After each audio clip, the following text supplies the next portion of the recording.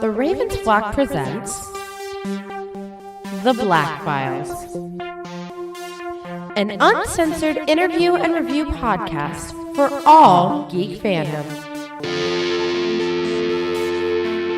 Welcome everybody, friends and pals, guys and gals, boys and girls around the world. Pop a squad, pop open a cold one with all of your friends.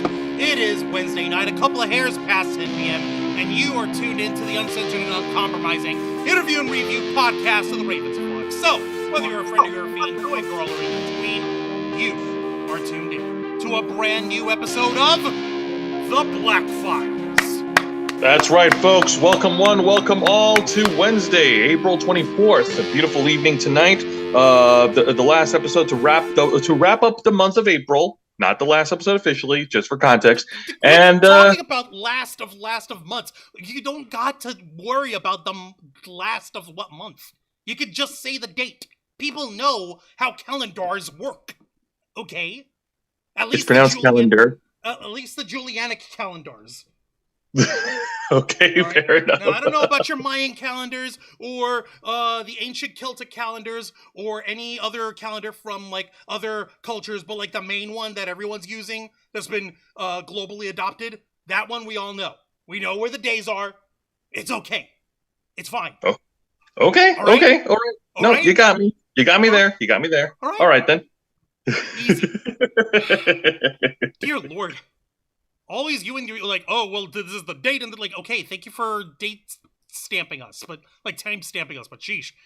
Welcome everybody to the Theblackfiles. I am your host, Juan Arouse, one of the heads of the Ravens Flock, the tech guru of the team. I'm the guy who only has to worry about plugging up his stuff to a USB port twice when I mess it up. Like, so, like, you know how usually when we plug up the USB like cables to the port, we're like, okay, it didn't go in right. You check the tabs, make sure it's not backwards. You plug it up, and it takes people like 4 or 5 times or whatever. For me, it's only twice. And don't you freaking think that I'm not aiming to get it in one shot every time.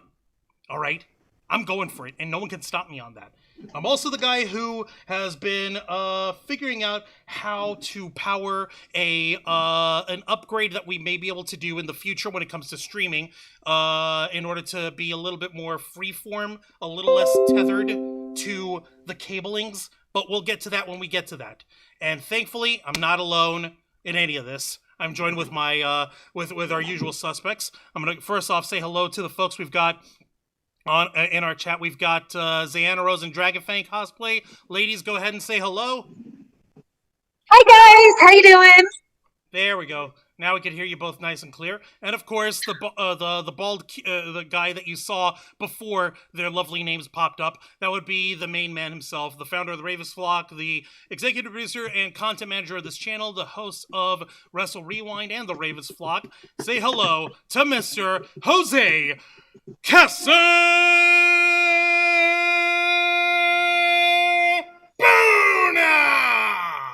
Why, thank you very much for that fine introduction, Juancho, and thank you all for tuning in tonight. Happy to be here to sit down on Wednesday night and chat along with my friends and folks. Who, if you are watching right now, I hope you enjoyed this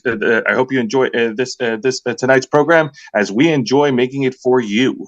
Yeah, I enjoy delivering bad news to people. I say, yeah, sure, let's say that. Okay, oh God, it's official.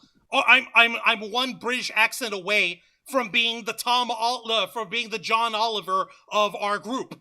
All I do is present really lousy bad news to people that's depressing, and I try to sprinkle in humor to it, but my humor isn't curated by like 40 different writers. I have to come up with my shit on the fly, and I banter off with you guys. So it's almost like it, but not really. You know, it's better, actually. You know why? Because it's all off the cuff.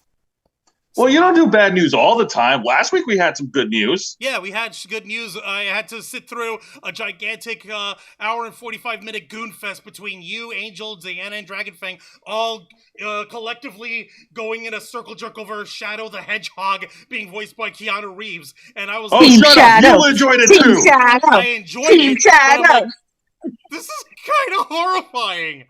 I don't think I want to know this side of my friends anymore. This scares me. I'm scared to death. Watch. There's going to be another announcement of a new Star Wars entertainment project, and the tables are going to turn. How's that? How do you figure? Because you're going to be the one gushing like crazy. I already gush You're gonna like be crazy when it comes to Star scream Wars. like a little schoolgirl. Well, there's only one difference between me and y'all. Like And what's that? as much as we all enjoy Sonic, I'm not as big of a Shadow fanboy as y'all are, and I know y'all aren't nearly as gigantic a Star Wars fan as I am. So so it's going to be disproportionate no matter what. But the only thing is, I'm not gonna have us dedicate an entire thing of just me, like giving my best Tony Khan impression in front of everybody here. No, I'm not gonna do that. But what I am going to do is I'm going to ask you, Jose, to go ahead and take care of what we've got to do here with our usual announcements and all that jazz. If you would be so kind. Hey, you're just jealous because of our shadow edgy swagger. Anyways, much like all our other shows, we are simulcasting on YouTube and Kick.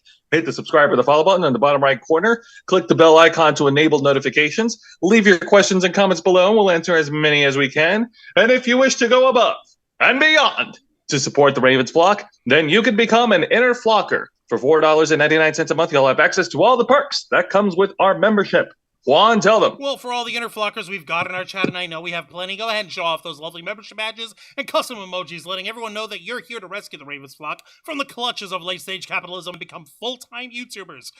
In order for us to continue to make your voice our mission, as we have been doing stalwartly for the last over 10 years, we want to be able to do this full time, balancing a regular day-to-day 9-to-5 job. As much as it helps out with Dolly Parton because she's working 9 to 5, and I don't remember the rest of the songs, but Dolly Parton's a nice lady. The fact of the matter is, it's tough for us. It's tough for a lot of folks who want to be able to do this full time and be able to keep a roof. But with your help, we can and will succeed by that. And it's very simple. Just spread the word of the Ravens flock. It's a matter of percentages. And like the more folks who are subscribed, the more out of them will also become inner flockers, and the better a chance we'll have to be able to become completely independent from any freaking financial burden or responsibility of having our time and our lives and our souls sucked away in a job that we really are only doing to keep the roof over our heads.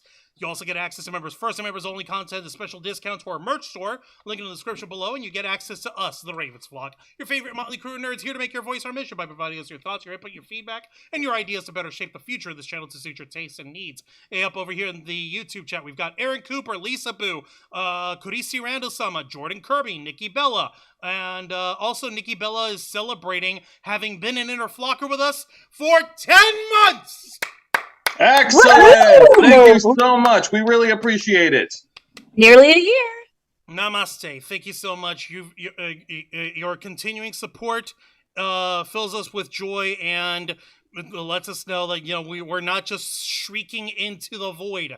There are people who are willing to listen, or at the very least, people who are willing to stick by us as we do our damnedest to continue to do the. Oh yeah, no, Juancho. I don't say this very often, but you know what? Over the years, we have established and grown quite a community in our channel. Like we have a really, really awesome, engaging audience that tunes in every week. And you know what, Juancho, you can go ahead and make all the jokes and comparisons you want about comparing yourself to John Oliver when it comes to delivering bad news or whatever. But whether it's good news or bad news, whether you're going to be excited or you're going to be cringing and you're going to be swearing 50 curse words in 1 minute, one thing that we can all agree on is that this takes work. This takes effort. Doing these podcasts takes energy. And the good news is, thankfully, we're not just relying on any kind of energy. We're happy to be able to continue to say that the Ravens flock is proudly partnered with Glitch Energy, who, by the way, sent us a goodie box, what was it, 2 days ago? And there's the box. I'll recycle later. And they went ahead and sent us one of their exclusive flavors over here, Azure Infusion, which is inspired by the video game,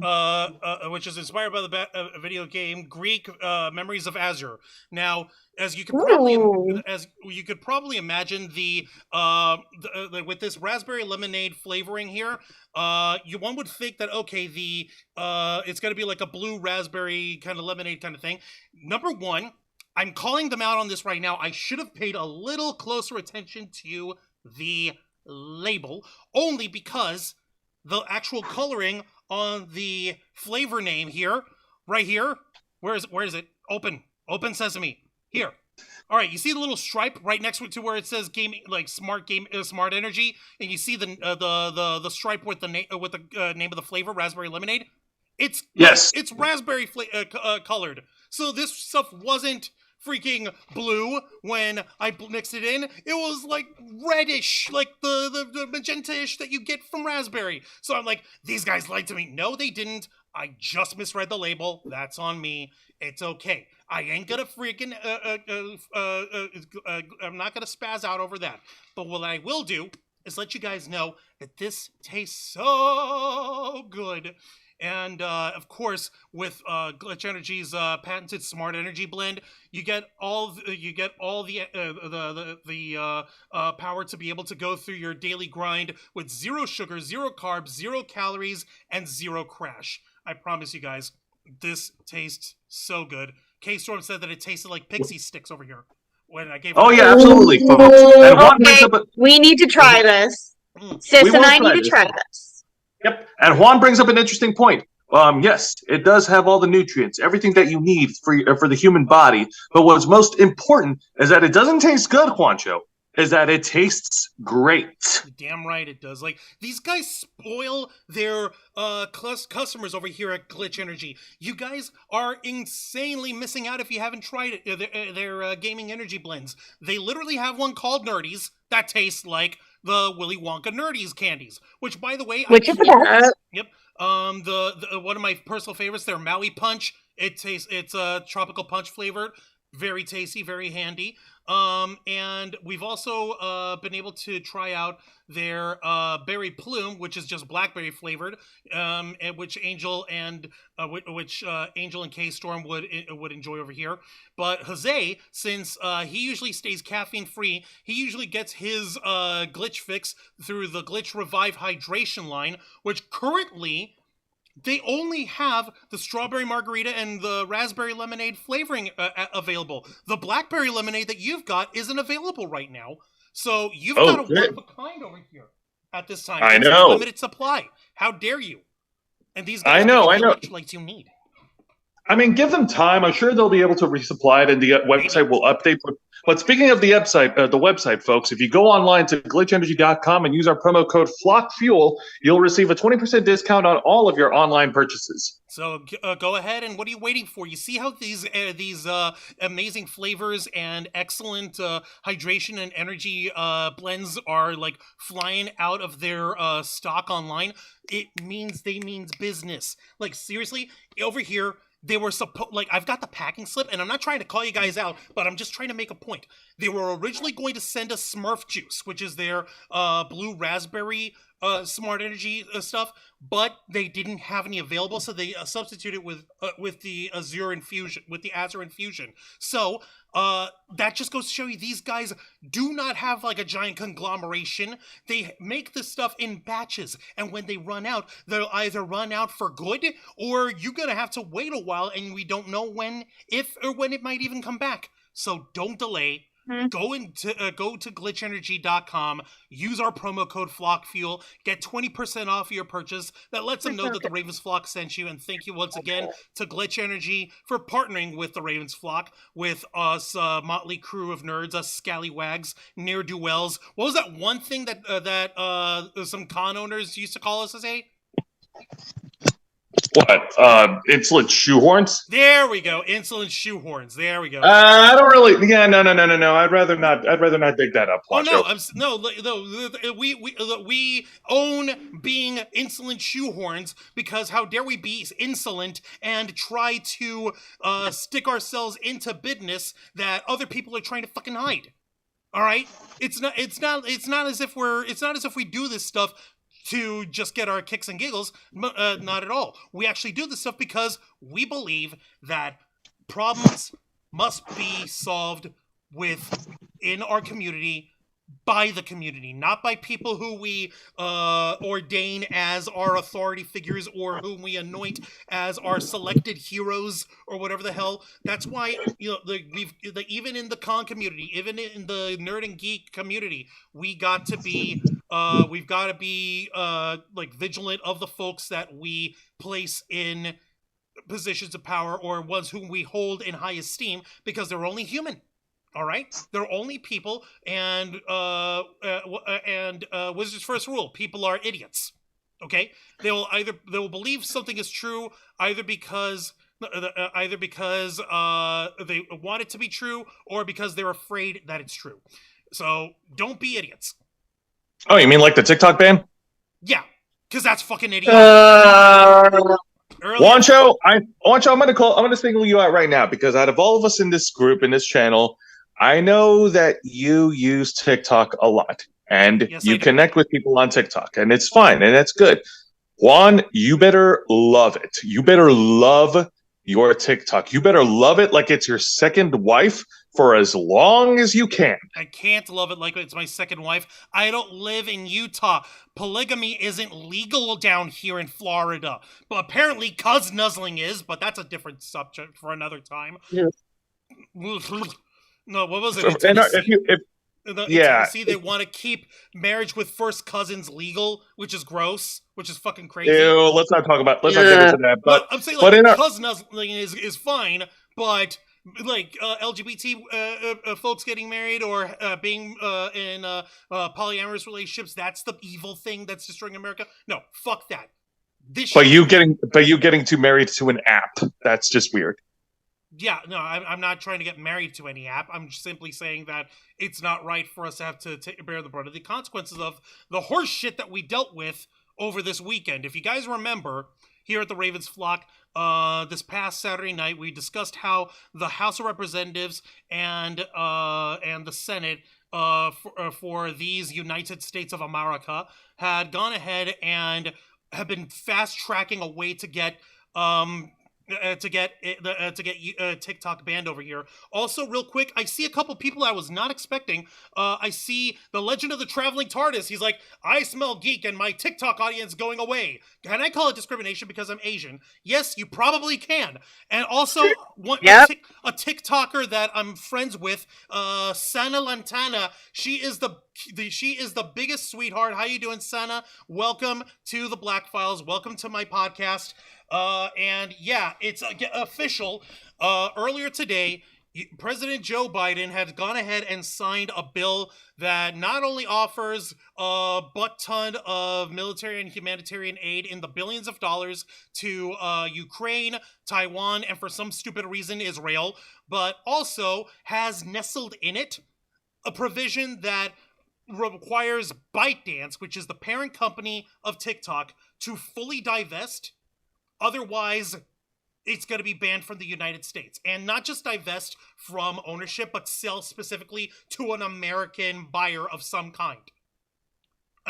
No, I don't think no. What we talked about it Saturday, it was a huge fucking deal because there was a lot of people who were outside of Capitol Hill and they were protesting against the TikTok ban. That was during the time when we were reporting that it went past the House of Representatives, and we were waiting until midnight, like Sunday midnight, for the final decision to see if it'll get past the Senate. And wow, man, it's just like the frequency of how fast this shit got over to Biden's desk and got finalized. Like, yeah, that's just fucking disturbing. Yeah, these guys were working overtime to be jerks about it all. And real quick, I did see TARDIS was over here saying everyone is on a different volume level, with Juan coming in as a whisper. Am I whispering now? Hang on. How about I do... Wait.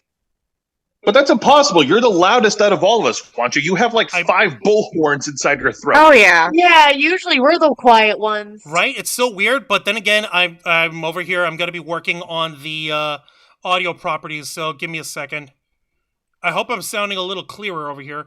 And TARDIS was also asking, is that stuff made from real Smurf? No, the the Smurf juice gaming the Smart Energy blend, it's not made from real Smurf. It is blue raspberry flavored though, so maybe you'll like that. I don't know.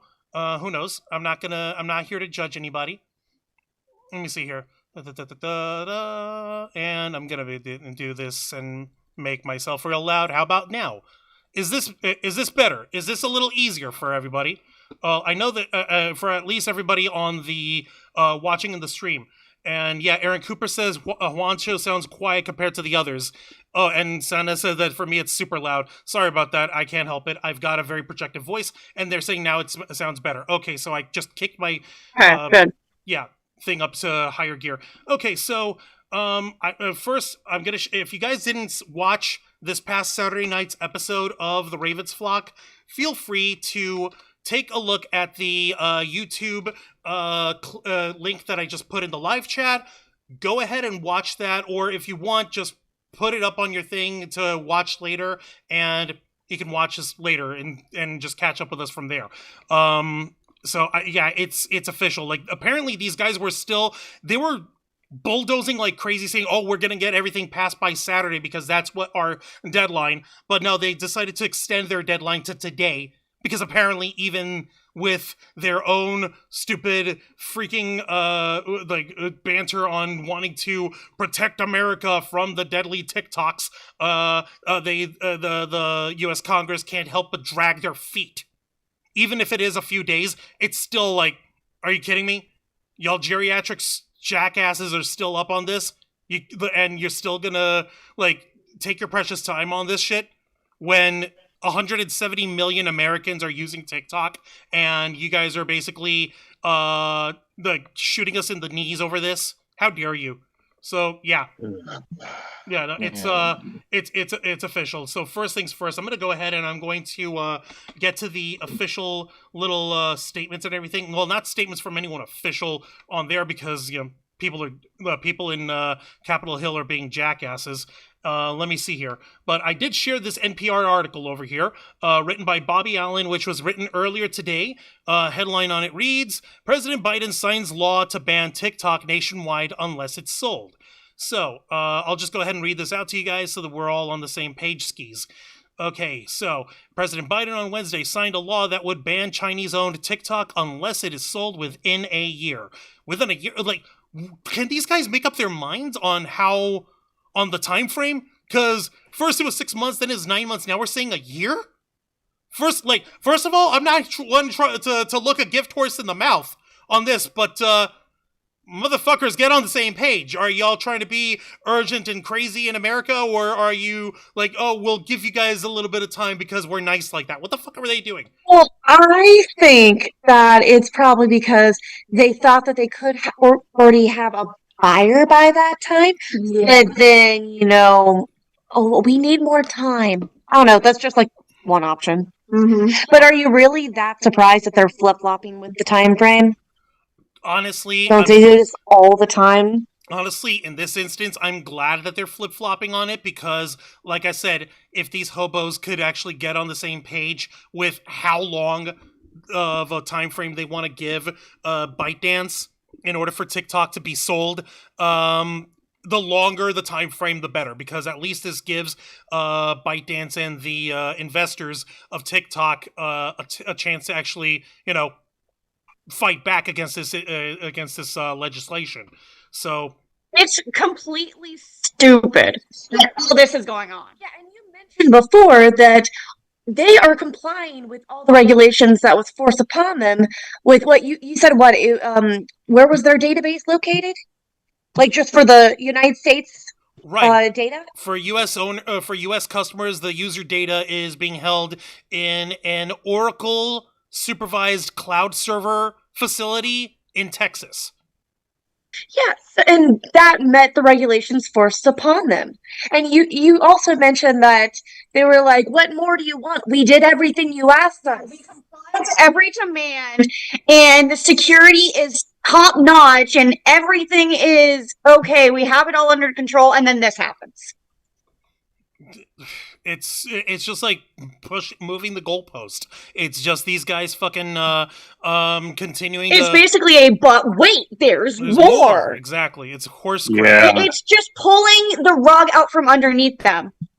And nobody needs that. Like, come on, is this how you really treat any No, this isn't how they treat any business. They just treat business that they feel are foreign adversaries and are destroying the fabric of America or whatever. They only treat that way to businesses who they deem as a threat. Yeah. Exactly. Yep. They'll hide behind jingoism and crap like that in order to try to say like, oh no, we're doing this for America. But no, you're not. They're not doing it for America. If they were doing this for America, they wouldn't have done it in the first place. Because I'm pretty sure. Yeah. I'm pretty sure the 170 million Americans who've been shouting from the rooftops, no, this is a bad idea, this is stupid, that would kind of hold some kind of sway. But apparently not. I'm going to go back to the article here, guys. And just so everyone can be on the page for this, it is the most serious threat yet to the video streaming app's future in the U.S., intensifying America's tech war with China.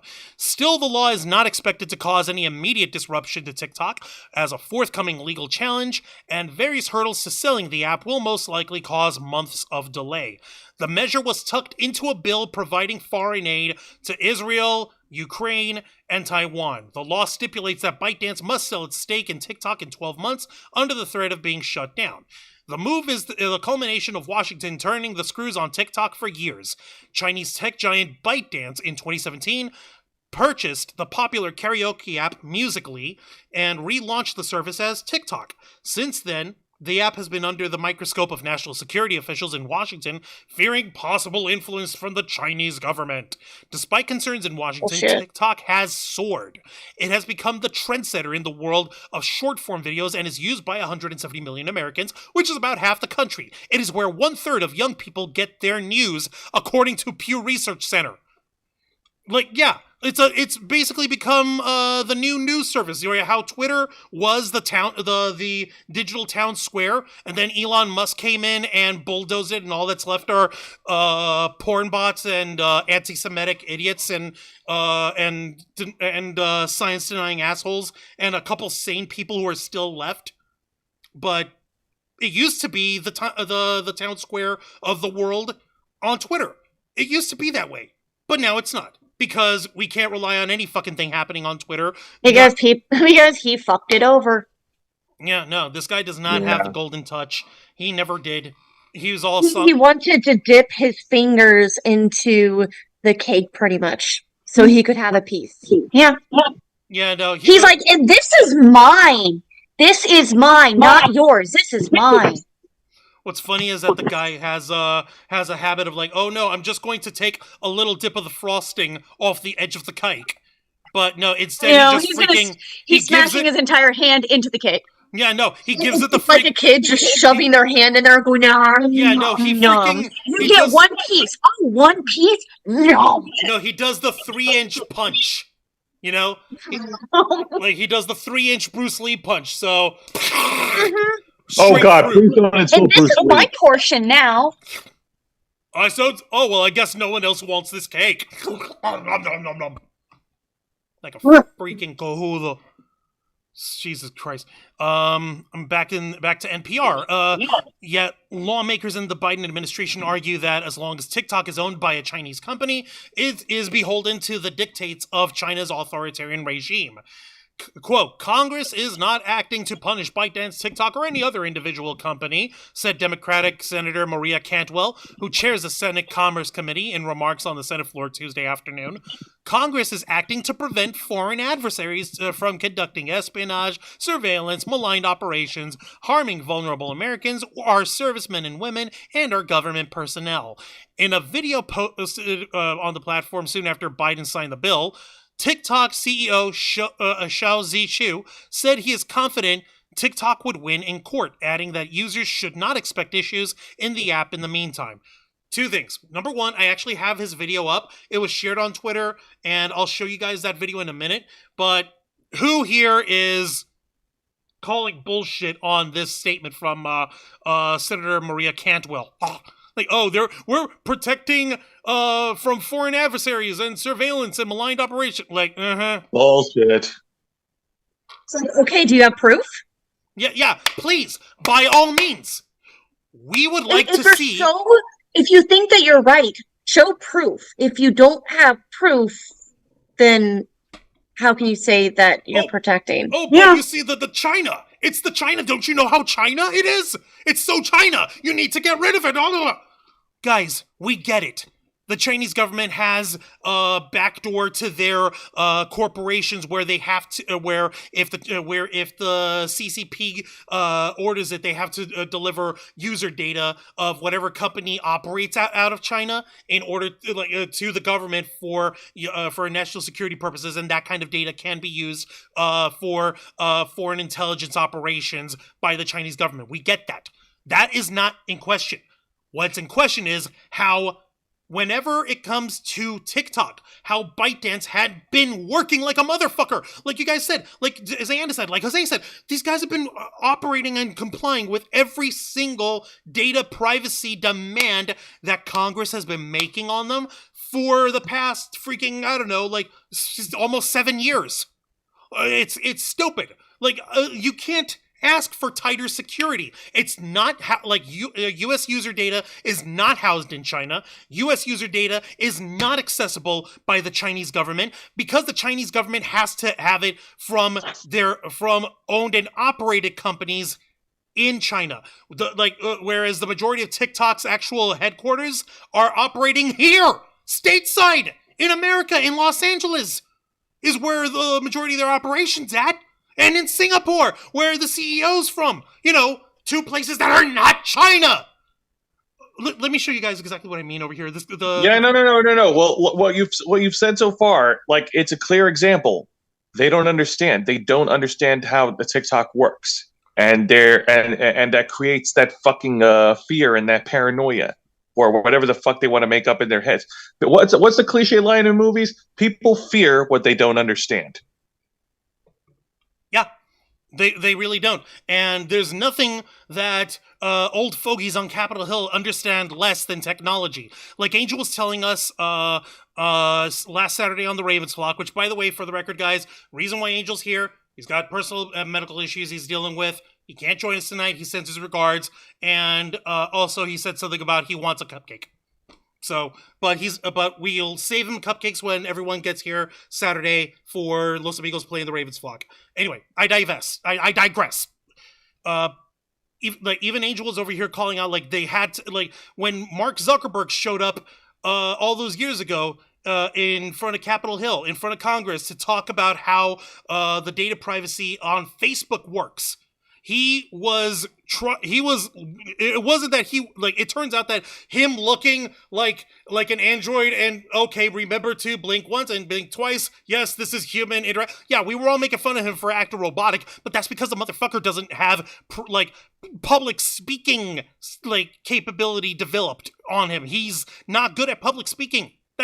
That's just a thing that he's deals with one-on-one or with a small group of people. Apparently, he's super amiable and he's super fucking very open and animated when he talks to folks. But when it comes to actually addressing a large audience, especially a large ignorant audience that are asking him, how do the tubes go to my book, and what kind of book do I have to have on my face? Does the book have to be a hardcover book? Does it have to be a first edition book to be on my face? Why are you trying to put books in my face, Mr. Zuckerberg? Why are you trying to kill America by smothering us with books in my face? That's how geriatric and that's how horrendous it is. Not only is this poor dude, was he just sweating bullets from just having to deal with public speaking, but he was also educating the least educational, the least teachable fucking crowd in America, period. I wish I could emphasize that further there, but I can't. Let me check the chat. And I really was surprised to see TARDIS and Sana here. You guys are awesome, and you guys are incredible. Do me a favor, spread the word and share this this channel to your friends if you haven't done so already, guys. We appreciate it immensely. This is how we grow, by spreading the good word. And that good word is banana shoes. And that is one word because it's hyphenated. All right. TARDIS is saying TikTok is some people's livelihood.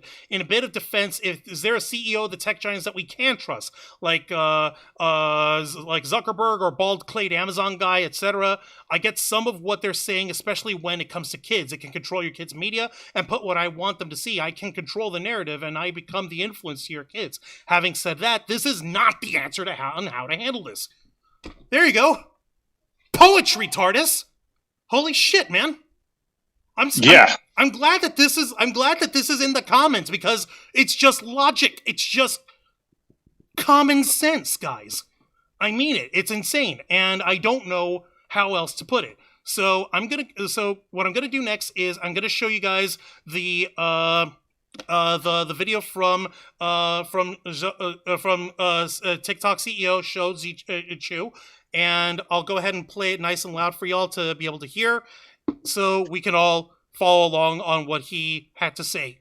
So go for it. Let me just do a thing. There we go. And hi everyone, it's Shou here. As you may What's wrong? Hang on. There we go. have heard, Congress passed. Hi everyone, it's Shou here. As you may have heard, Congress passed a bill that the president signed into law that is designed to ban TikTok in the United States. That will take TikTok away from you and 170 million Americans who find community and connection on our platform. Make no mistake, this is a ban on TikTok and a ban on you and your voice. Politicians may say otherwise, but don't get confused. Many who sponsored the bill admit a TikTok ban is the ultimate goal. It's obviously a disappointing moment, but it does not need to be a defining one. It's actually ironic because the freedom of expression on TikTok reflects the same American values that make the United States a beacon of freedom. TikTok gives everyday Americans a powerful way to be seen and heard, and that's why so many people have made TikTok part of their daily lives. Rest assured, we aren't going anywhere. We are confident and we will keep fighting for your rights in the courts. The facts and the Constitution are on our side, and we expect to prevail again. Our community is filled with people who have found acceptance and compassion, offered inspiration and encouragement, increased their awareness, and brought into perspectives, ultimately adding more delight and joy to their lives. Our community is also filled with 7 million business owners who have built their livelihoods on TikTok. While we make our case in court, you'll still be able to enjoy TikTok like you always have. In fact, if you have a story about how TikTok impacts your life, we'll love for you to share it to showcase exactly what we're fighting for. Meanwhile, we will continue to invest and innovate to keep our community vibrant, exciting, and safe. Through our US data security efforts, we have built safeguards that no other peer company has made. We have invested billions of dollars to secure your data and keep our platform free from outside manipulation. I can't say this enough. This extraordinary diverse community is what makes TikTok so special, what makes it matter, and what makes it meaningful. And we'll keep working to ensure you will always have the opportunity, the safety, and the freedom to enjoy all TikTok has to offer. Thank you.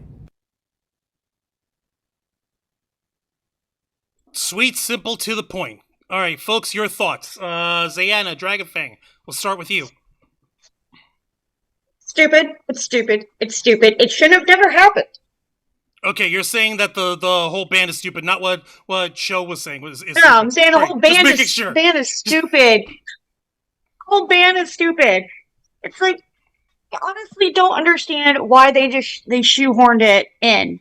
Because it had nothing to do with any of the other things that were That's what they tend to do. Yeah, I know. When they keep disagreeing about things and the other side really wants something to happen, then they say, "Oh, you want this?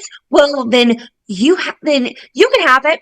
But we're It's a bitch move. Yeah, so then if you say no to this thing that you really need, then you seem to be the asshole, not because we slipped in something in there. So, yeah. But the dude is absolutely right. This is gonna. I can't even find the words. No, that's how angry I am. I can't even find the words. I hear you, Dragonfang. I hear you, ladies. It's unfucking conscionable how it's unconstitutional. Yes, it is unconstitutional too. It is because it's bullshit. That was the word I was trying to find. There we go. No, you're good. You're good. Yeah, Jose, your thoughts on what Xiao was saying? Well, I'm very happy that he said that that they're obviously going to continue to fight this battle to overturn the whole TikTok ban. Like no matter how many days in courts it's going to take, they're not going to give up. They're going to keep fighting, and that's good. We need that because, like Dragon Fang and Zion Rose says, this whole thing is absolute bullshit, and it represents a failure to understand because the old people in Capitol Hill, they don't get it. No, they seriously don't. I was over here. I was remembering the actual Senate committee hearings that Xiao was actually in when the forced investiture of TikTok was first announced and was first being tried to push forward. These hobos were literally trying to say like, "Oh, are you a member of the Chinese Communist Party?" No, sir. I'm from Singapore. Have you ever been a member of the Chinese Communist Party? Again, sir, no, I'm from Singapore. It's like I remember that video. Oh my god. It was embarrassing. Like, are you fucking kidding me, how you many idiots? times does the person have to keep saying the same fucking thing? Oh, have you ever been? Will you ever be? It's like it's 21st century McCarthyism. But they decided to make it global, and they decided to make it stupider. Because the guys legitimately say, like, I am a natural-born citizen of Singapore with a Singapore passport, and I have work visa in the United States to come work in the United States as a CEO of TikTok. I've got, like how much more, it was like documentations, like, I've got books, files, floppy disks, everything, fucking, with all the proof, like, but have you ever China and communist, like, Well, you know what? He should play the Uno card. Oh, so you think that I could be part of it? Well, what about you? How are we not? How are we not sure that you're not part of the Communist Party? Huh? How do we know that you're not running counter intel intelligence on us? How do we know that? Huh? Fucking if idiots, he wants right? to, make a fool out of himself, then we can help that. Yeah, no, like it's like, okay, just double it and pass and give it back to the next guy. So, oh, you're the next guy? Well, I guess you're the fucking communist here. I guess. I don't fucking know. It's insane. And I am absolutely appalled that sort of stupid ass grandstanding for obvious clicks and clout and shit that does nothing fucking is still going on here in fucking 2024 AD, right? Yeah, no. Yes. TARDIS over here. All I'm saying, term limits, congressional term limits. I would fucking love that. That's what we need. Like, okay, and I'm gonna give everyone a little bit of a civics lesson here because I want y'all to be able to get in on this, so we're all on the same page. Number one.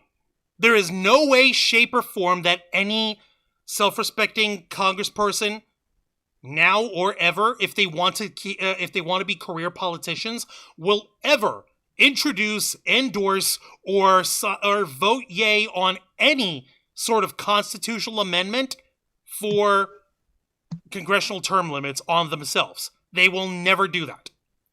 So, how would that be done? Since we can't actually get it done by Congress, it actually has to be done in the form of a congressional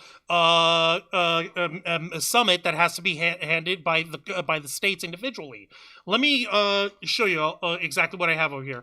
Pass an amendment without Congress.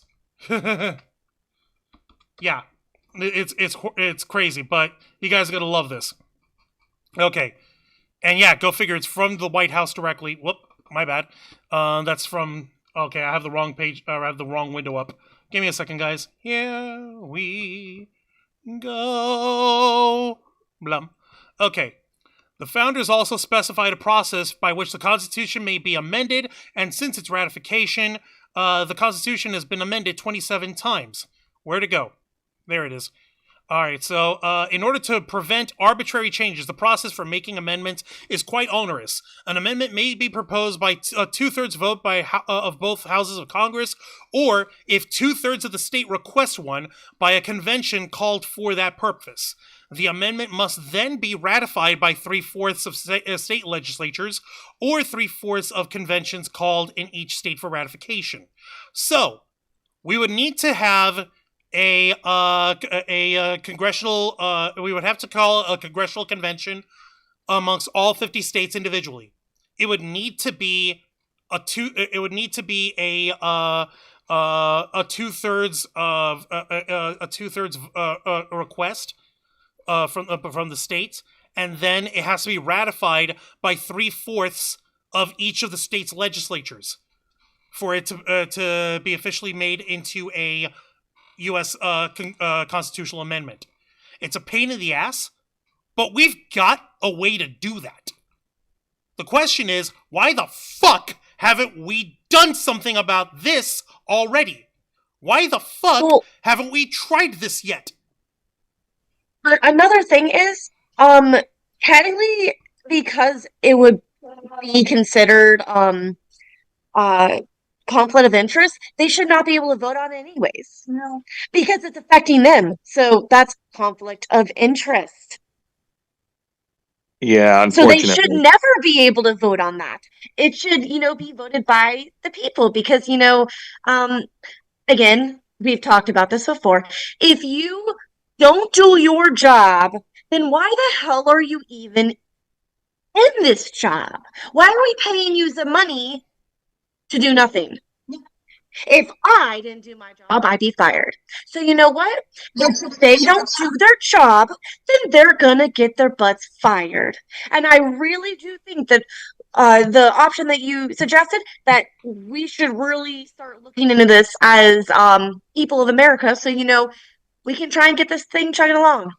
Because honestly, I've been getting a little tired of things going to shit because of the people in power. Aren't you? I think everyone in the United States is getting tired of all this bullshit. Because it's affecting us in a negative way.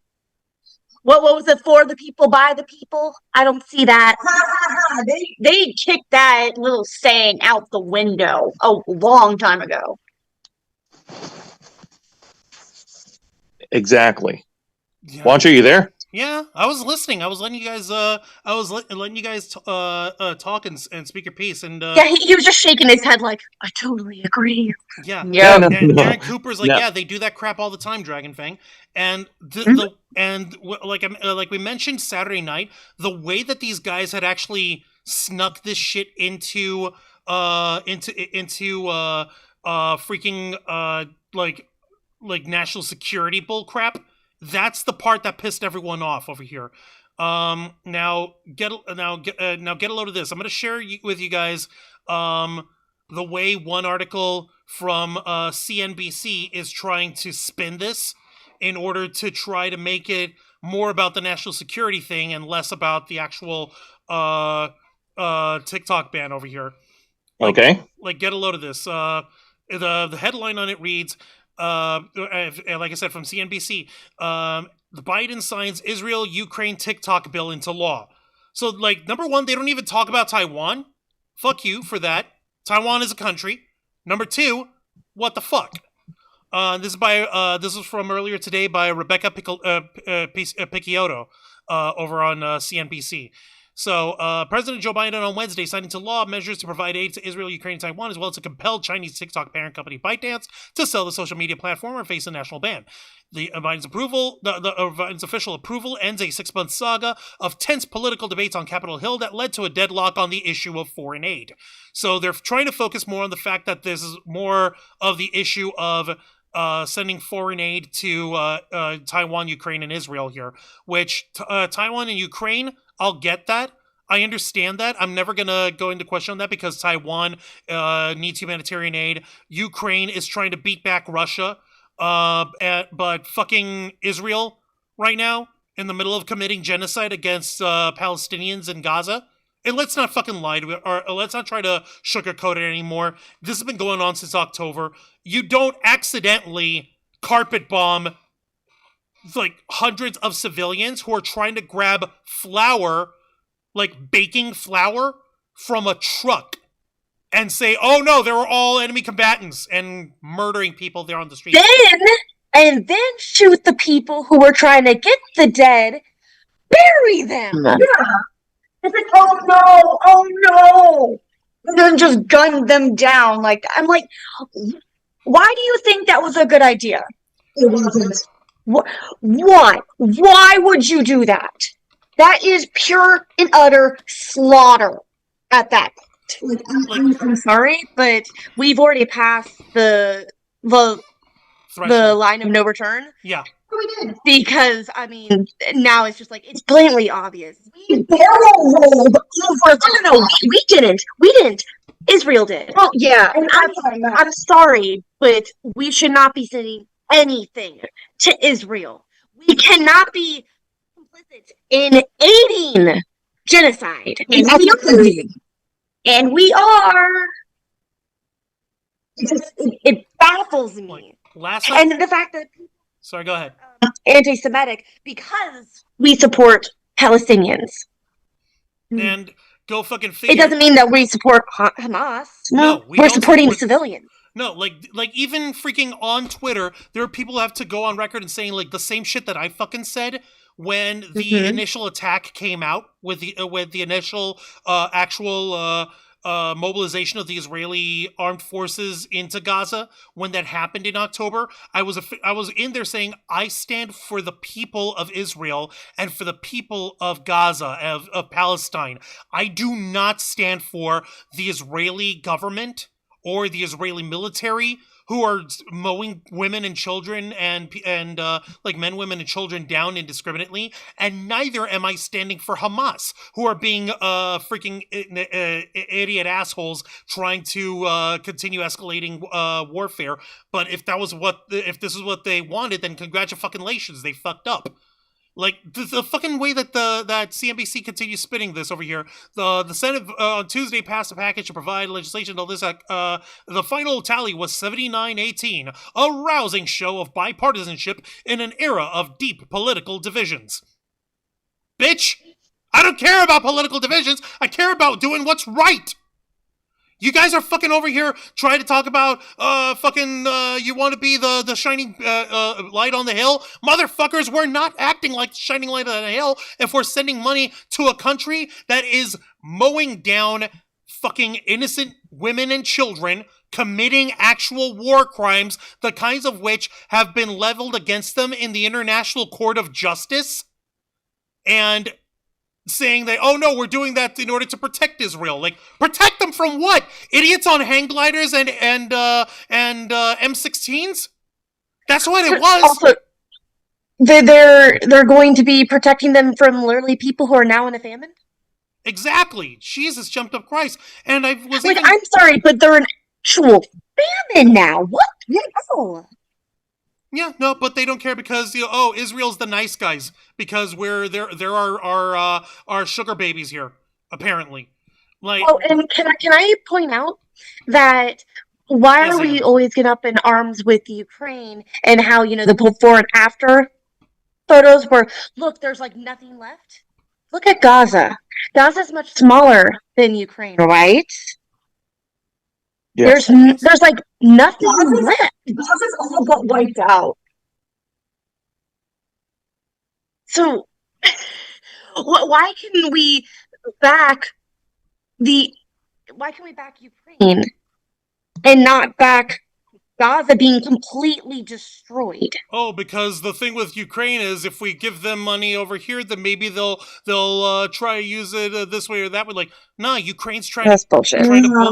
Like, listen, it's clear and obvious that freaking Vladimir Putin, who's a fucking autocratic psycho and who is like the most disgusting fucking political leader who isn't Donald Trump, right now.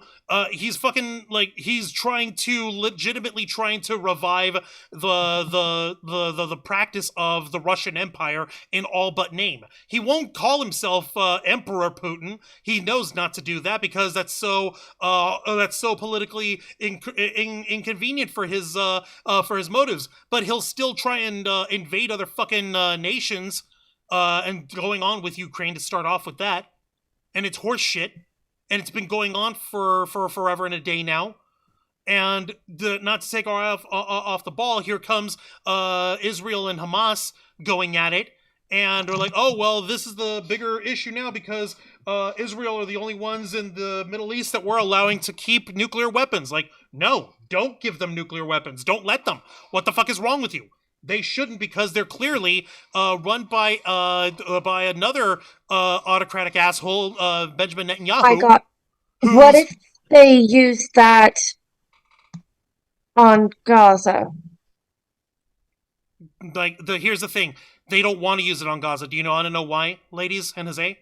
Because they want to take the land back? They want to take the land itself back. Exactly. They want the land, and they want to be able to sell the land. I can't. Hold on. I gotta find this thing. But they don't own the land, do they?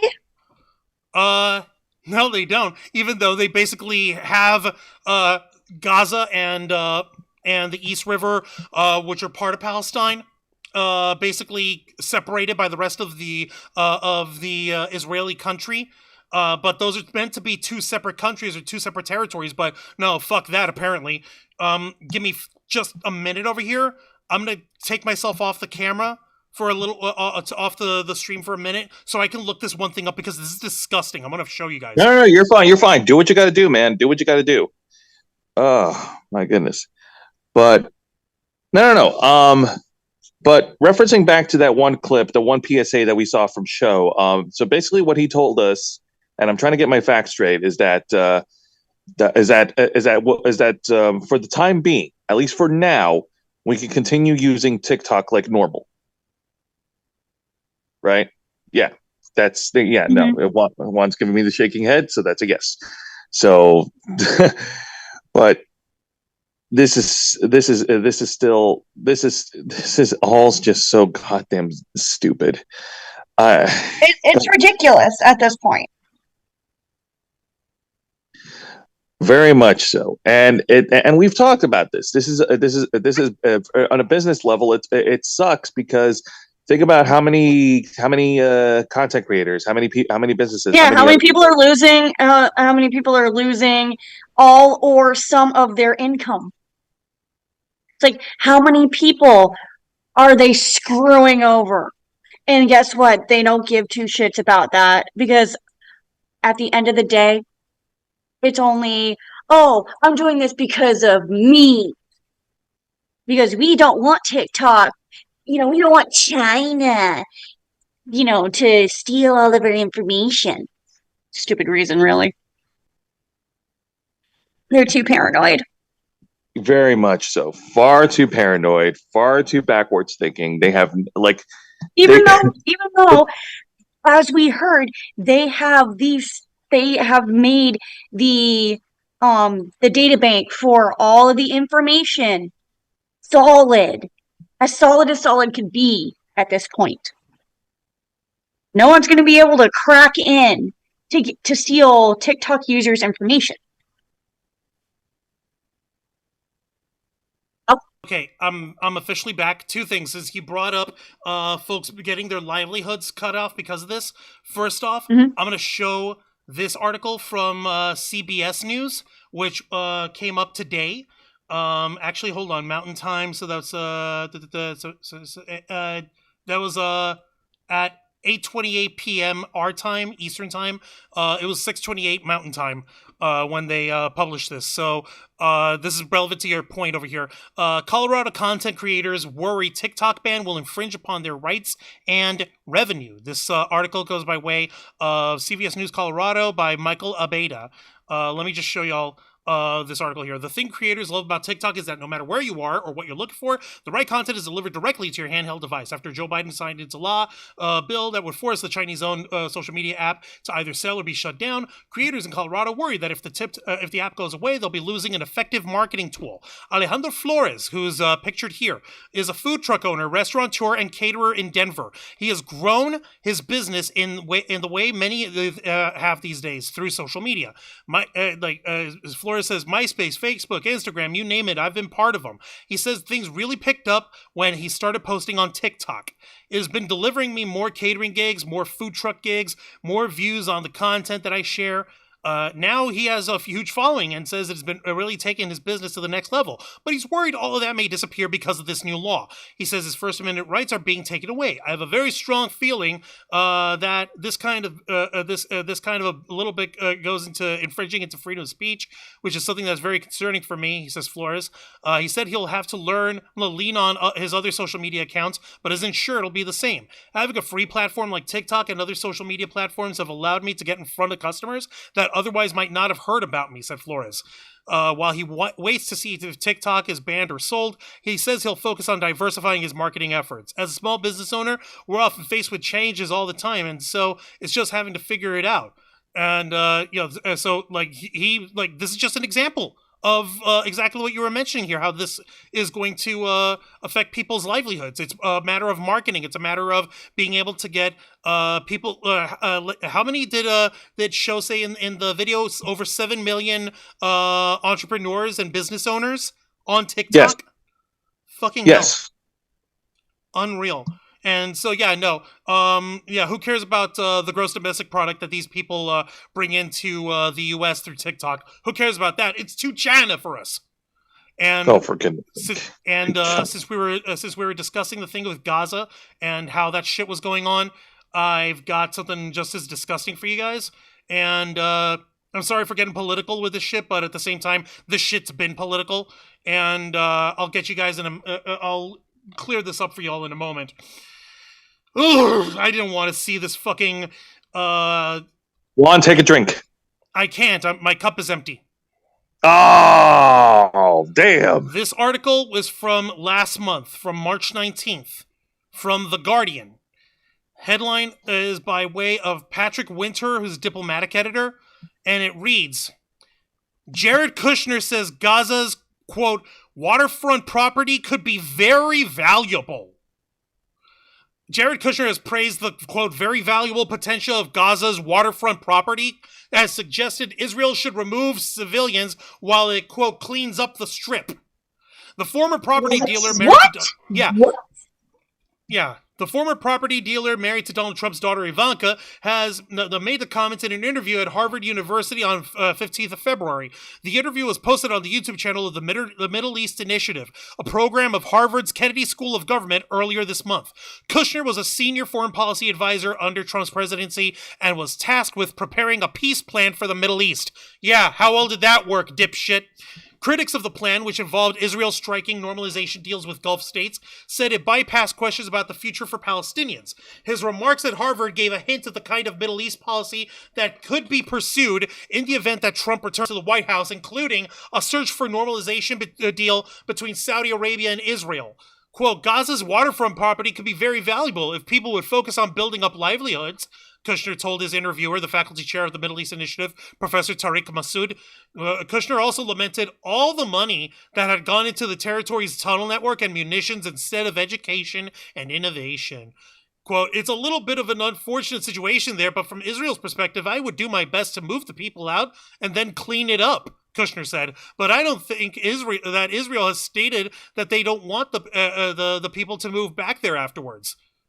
Kushner, Massoud replied that there was, quote, a lot to talk about there. Kushner also said he thinks Israel should move civilians from Gaza to the Negev desert in southern Israel. He said that if he were in charge of Israel, his number one priority would be getting civilians out of the southern city of Rafah, and that, quote, with diplomacy, it could be possible to get them into Egypt.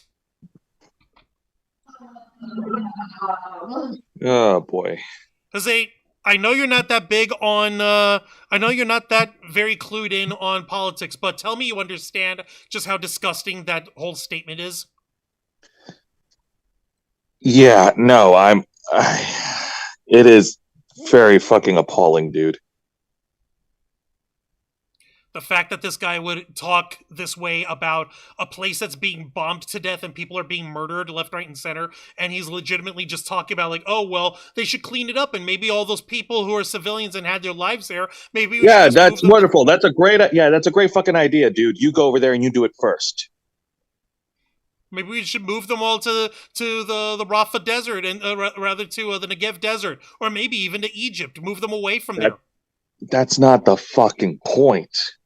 No, but that is the point. Because money. Because look at how beautiful the waterfront property is potentially in Gaza, where people are being slaughtered. Yeah, sure. God, man. So, I know, ladies, you're like your thoughts over here. It almost sounds like they were waiting for this to happen so that then they can go in and get the spoils. Yeah. I said, it sounds like they were waiting for this to happen so that they can kind of, Mosey on move on in and get the spoils for money, for profit. So honestly, they're just all for themselves at this point. They don't care. Okay, 1 second. I'm gonna compare it to something that is yeah. It's almost like when everyone immigrated to America and stole the lands from the natives. Yeah. Mm-hmm. I thought we learned from history. No. Never learn from history. No, And now I'm even Track record. We're never learning. but now I'm even more upset because we're doing the same exact thing. And We're stealing land from others again. Well, not us, but Israel is. But they're doing it with our money, America, with our weapons, yeah, with our yeah. humanitarian and military aid that is also folded in with this TikTok ban.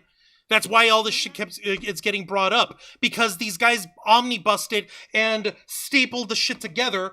Like they just all that shit together into the shit and into one fucking bill, and Biden couldn't fucking, apparently they wouldn't come up with the idea of like line item vetoes.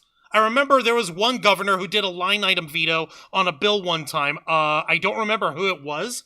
Give me a second. Let's see, governor by line veto. I'm trying to figure out who it was. I'm trying to find out who it was who did that. It was in the news. Okay, yeah, it was okay. Got it. Okay, it was the governor of Wisconsin who did partial vetoes in order to cut down on a particular bill that was dealing with some stupidity for like the woke shit that people are talking about with like, oh, in our education and our children, all that stupidity.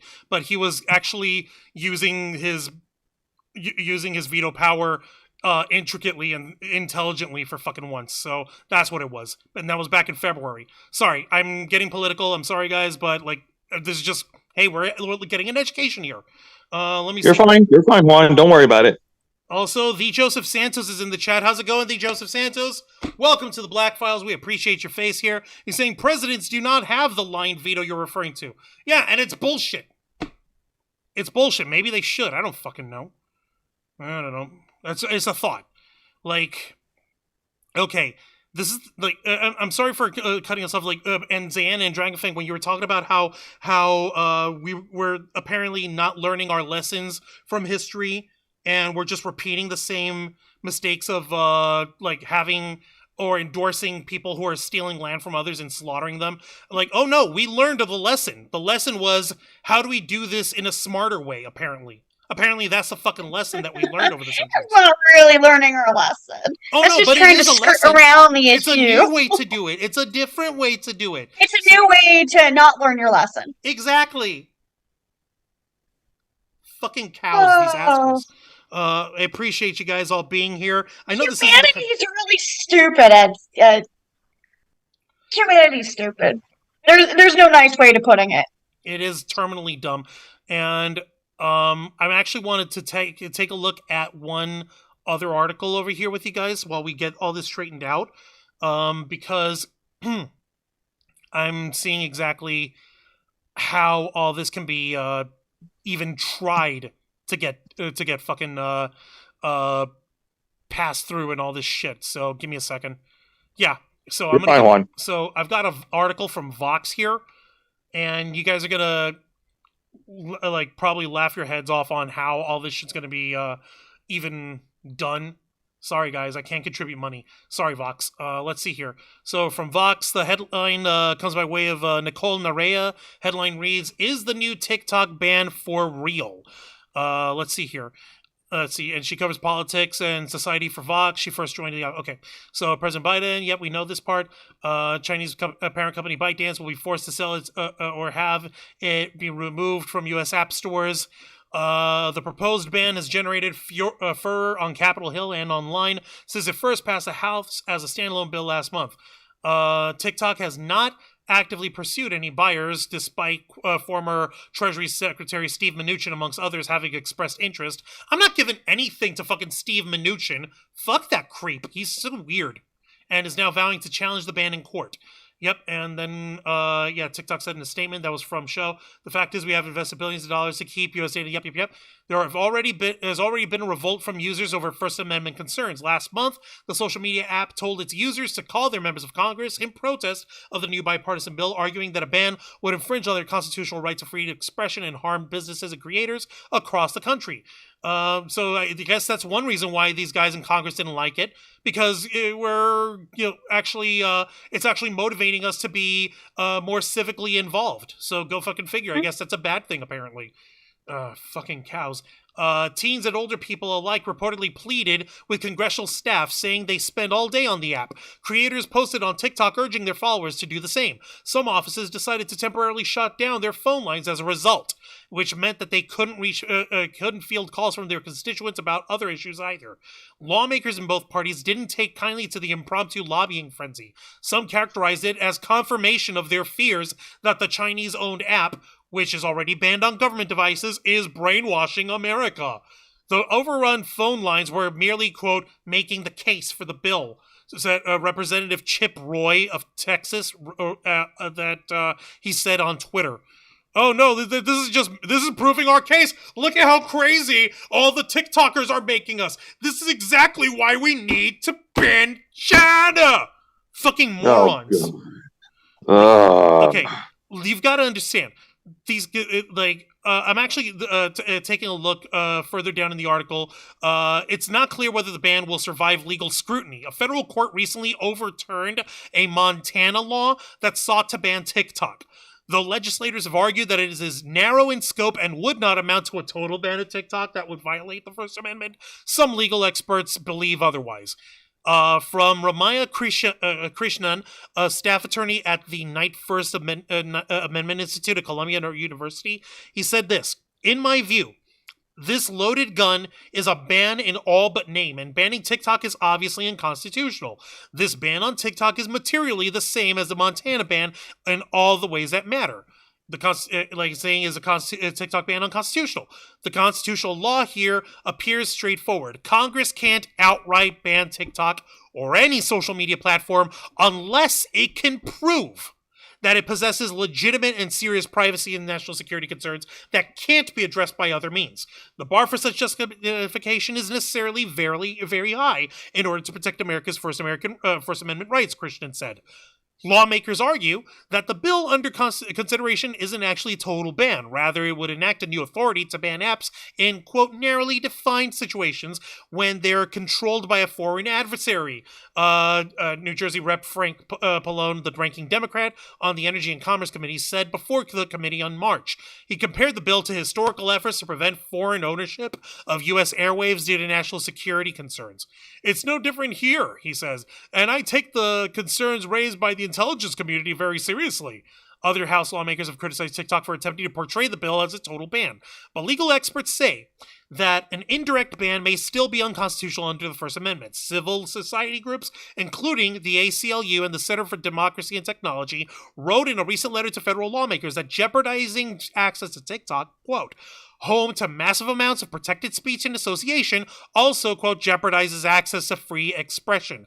There are also arguably less restrictive and more effective means of protecting any national security interests at stake in this bill, they asserted, considering the Chinese government could continue to access American data in other ways.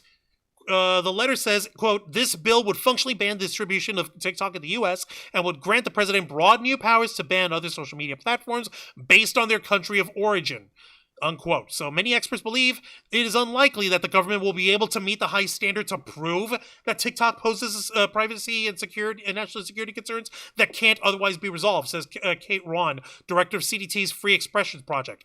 Lawmakers have publicly cited concerns about the Chinese government using the app to spy on Americans and to spread propaganda that could be used to influence the 2024 presidential election.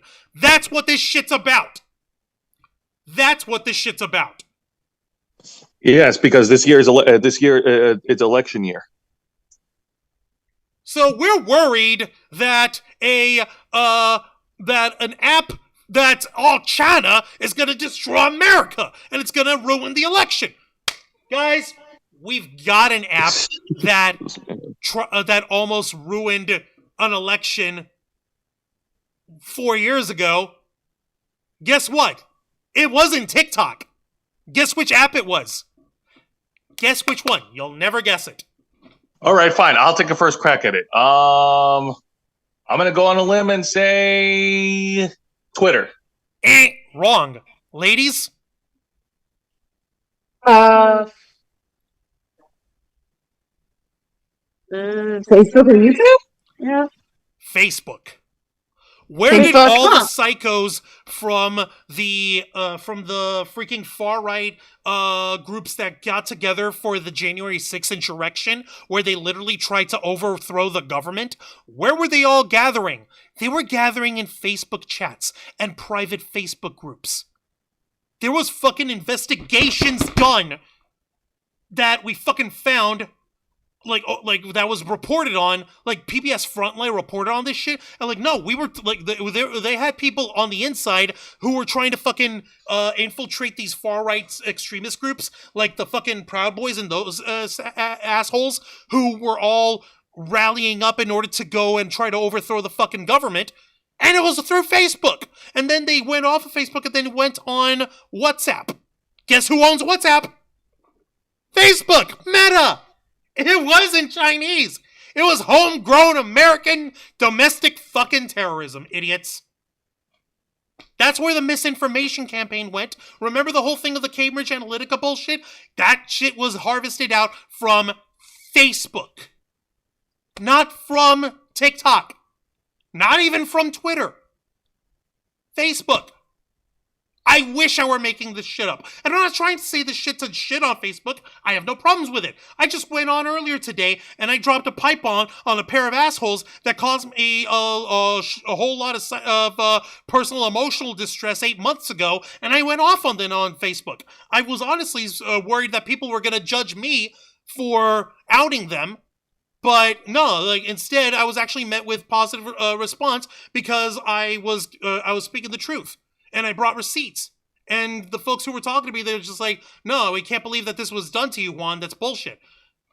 I'm summarizing, but that's neither here nor there. The point is, the majority of the misinformation that goes on within our American political discourse had stemmed from U.S.-owned social media platforms, particularly Facebook.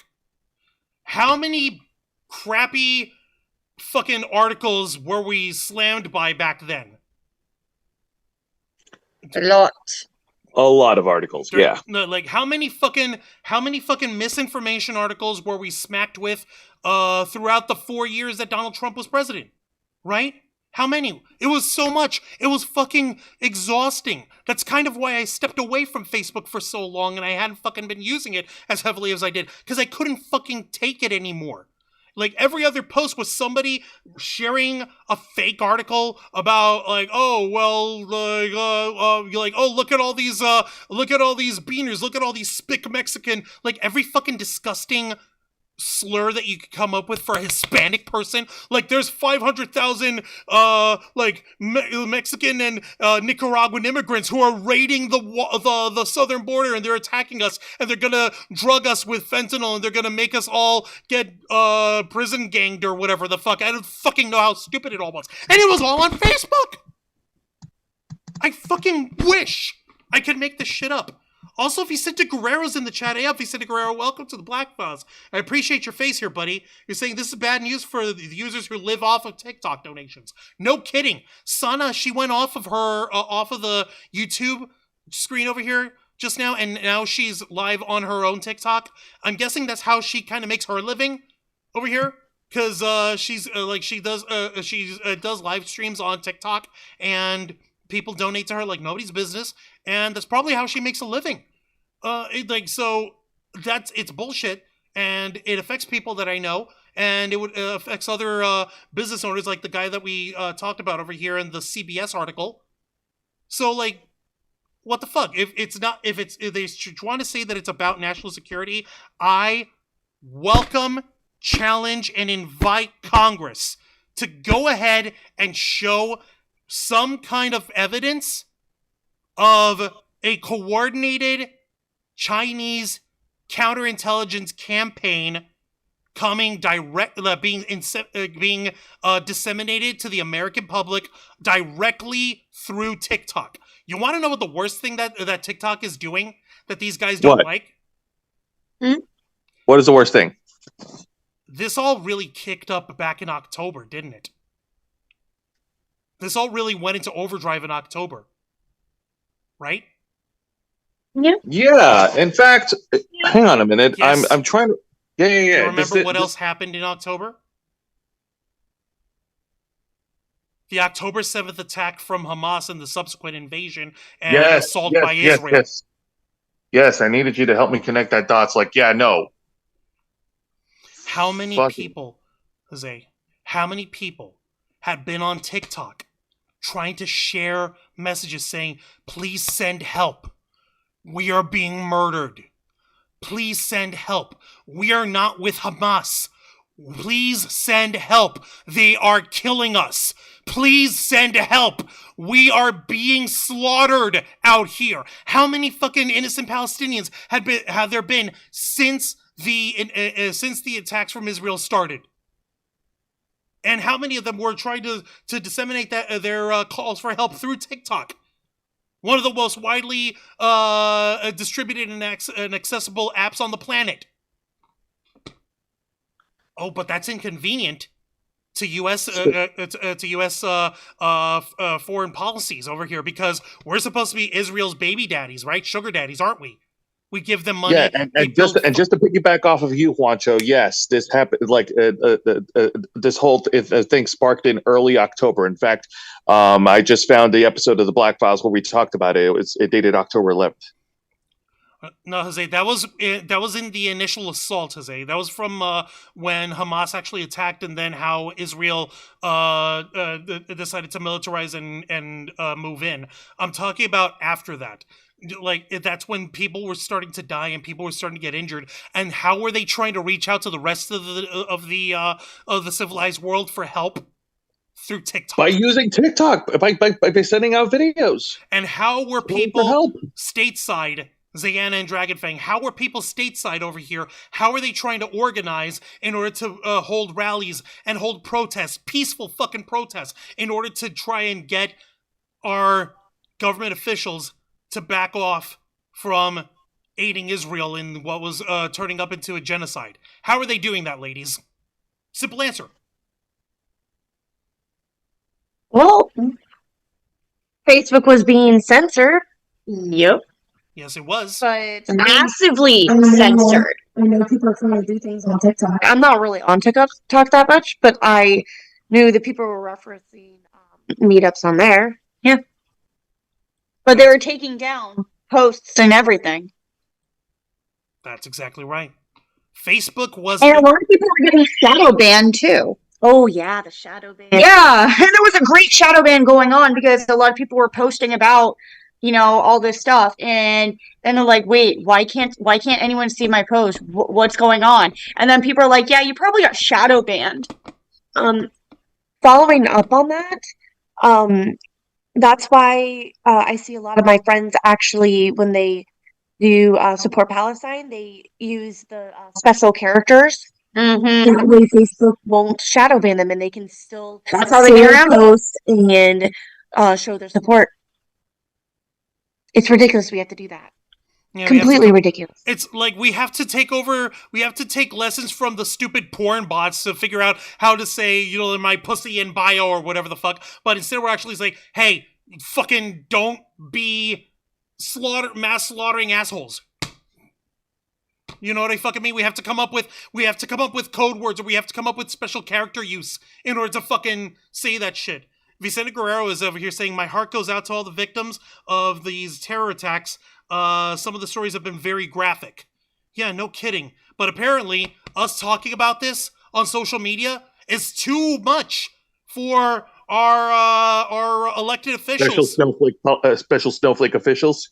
Yeah, no, it's too much for them because we're infringing on America because, oh no, this narrative is making America look bad because it makes it look like we're actually supporting genocidal warfare. No, we're not really doing that. We're offering security to our Americans, and by providing foreign aid to our best ally in the Middle East over here, and by throwing money at Israel. That's what we're really doing. Wink, nudge, nudge. Here's another freaking Stark Industries Jericho missile that we refurbished. Fucking go ahead and wipe out a whole mountainside. You know what I fucking mean, guys? It's disgusting. Like, they want to be able to control the public narrative. Rather than it being the public town square, they want to turn it into a public propaganda machine. No. So that it can make them look good. Bingo.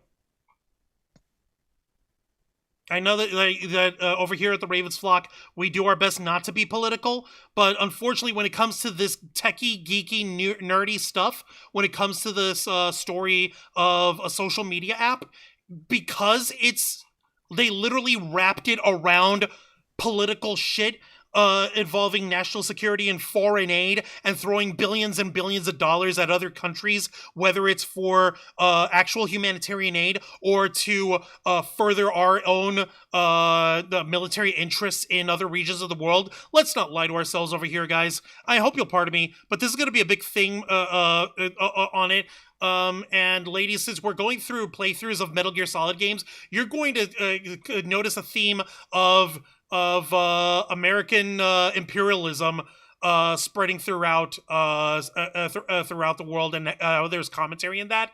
And how we do that Spoilers! The minor spoiler. There's going to be themes of proxy wars. How we're not the ones directly causing warfare, but we have like other military interests, whether it's other nations or private military groups that are acting on our behalf. So they're or who are acting on our interests, even though it's really their own national interests, in order to secure the American standing in other regions around the world. Now you can fucking. Now, you can say I'm being unpatriotic or whatever. Fuck no. Talking, like, truth to power is the most patriotic thing any of us could fucking do. I shit red, white, and blue. My doctor tells me that that's a very bad thing, and I should lay off on the Cheese Whiz. I don't know if those two are really related, but I digress. Point is, I was born and raised here in America. We all were. And we love our fucking country. We don't love what it's becoming here.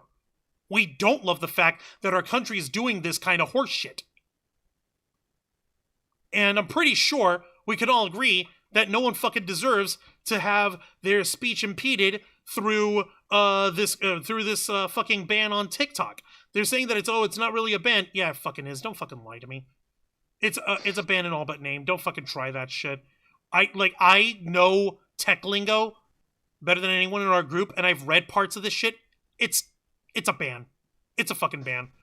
It's the same as when it's the same way that you would ban an app from the app store for iPhones if they're not directly curated or if they're not endorsed by Apple, or if it's by a third-party developer. They like to keep their in-house apps built in, is how Apple really likes to work things. Unless it's like a major platform or if there's enough stuff. That's why there was bullshit a couple years ago between Epic Games and Apple. I say you remember that, right? Yes, I remember.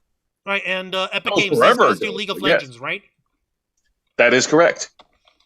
Yeah, and so how basically how Apple basically crapped out a way to block Epic Games from being able to download games or gaming profiles from them, and just last month Epic Games got unbanned by Apple for an additional time because they realized because Apple realized that they couldn't win that fight. But here we're dealing with it on a national level. It's not just Apple; it would be the Google Play Store. We wouldn't be able to sideload it. We wouldn't be able to use it. And these guys have got like 12 months to figure this shit out. I need your thoughts over here, guys. I need to fucking calm down because I'm pissed. You've been dropping. Yeah, We're all pissed right now. Yeah, we're all pissed. You're just the only one dropping F-bombs every 3 seconds. I don't fucking drop F-bombs every fucking 3 seconds. I drop them every fucking second and a half. Fuck. Jesus, Juan. Fuck. We just need a counter. Krillin don't count. Yeah. We just need a counter on the screen. Ding, ding, ding, ding, ding, ding, ding, ding, ding, ding, ding. It's infinity now. God, seriously, guys. Like, the point of all this is we don't believe that this app should be restricted this way because there's no fucking reason for it to actually be